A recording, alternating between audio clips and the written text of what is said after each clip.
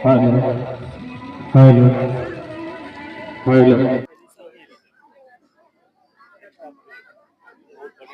Sir Jalalgarh किला आए हुए हैं। जलालगढ़ किले के जीर्णोद्धार के लिए बिहार सरकार की तरफ से क्या कार्य रूपरेखा तैयार की गई है? देखिए, बिहार सरकार द्वारा सुरक्षित घोषित पुरातात्विक नियमों के अनुसार हमारा बिहार का 54 का निरीक्षण किया था और उस समय मैंने इसके जीर्णोद्धार की आवश्यकता महसूस की थी। तो ये कार्यक्रम जो आज का हुआ कि विरासत बचाओ यात्रा के माध्यम से विरासत के महत्व की जानकारी देने के लिए हमने विभिन्न विद्यालयों और महाविद्यालयों को छात्र छात्राओं को यहाँ पर आमंत्रित किया और सम्मानित शिक्षकगण भी और गणमान्य लोग भी यहाँ इस कार्यक्रम में उपस्थित हुए और सब लोगों का यही आग्रह हुआ कि इस विरासत रूपी ये जलालगढ़ किला जो पूर्णिया जिला का अति महत्वपूर्ण पुरातात्विक स्थल है, इसका जीर्णोद्धार आवश्यक है। तो मैं आश्वस्त किया हूँ आज लोगों को कि इस किला के जीर्णोद्धार के लिए एक बृहद योजना बनाकर इसका पूरा प्राक्कलन तैयार कर हम राज्य सरकार के समक्ष एक बड़ा प्रस्ताव समर्पित करने जा रहे हैं और इस किला के जीर्णोद्धार के लिए हम यहाँ से संकल्प लेकर जा रहा हूँ कि इस किला का जीर्णोद्धार कर इस पूर्णिया वासियों के लिए एक सुखद की अनुभूति हम प्रदान करने का प्रयास करेंगे। सर किले के प्राक्कलन में किन बिंदुओं पर जो है चर्चा की गई है और कौन सब काम है जो किला के जीर्णोद्धार में सहयोग करेंगे? ये किला सबसे पहले 300 साल पुराना है।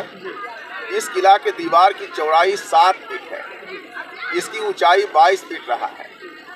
तो यहाँ पहुँच पथ भी नहीं है, मुख्य सड़क से यहाँ आने के लिए लोगों के लिए सुविधा नहीं है आवागमन का। तो पहुँच पथ की भी व्यवस्था की जाएगी और इस किला को मूल अस्तित्व में लाने के लिए जिस तरह से जिस तरह के ईंट से इसका निर्माण किया गया, सुर्खी और चूना पर इसका निर्माण किया गया है, तो उसी आधार पर इसका जीर्णोद्धार किया जाएगा और इसके मूल अस्तित्व, इसका जो मूल स्वरूप है, उसी स्वरूप में लाकर इसका जीर्णोद्धार करके लोगों के लिए यादगार बनाया जाएगा।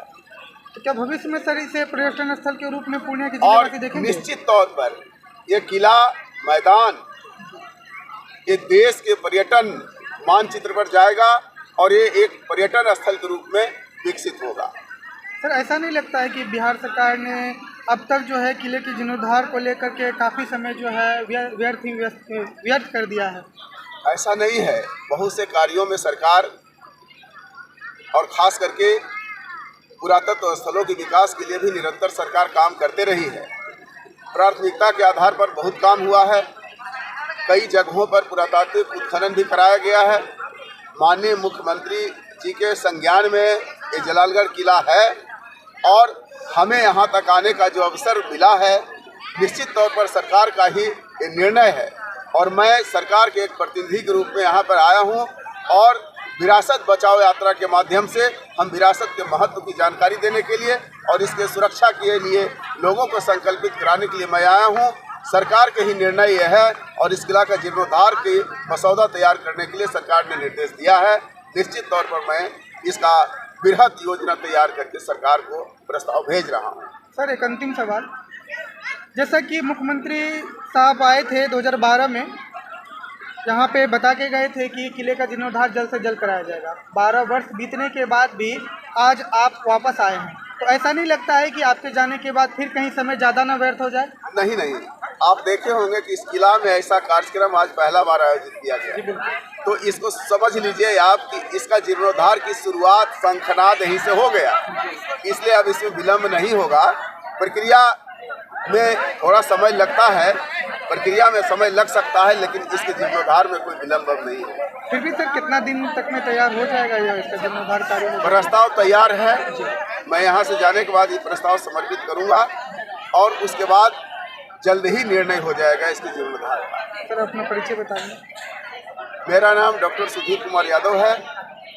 मैं बिहार के कई संग्रहालयों के संग्रहालय अध्यक्ष के रूप में काम कर रहा हूँ।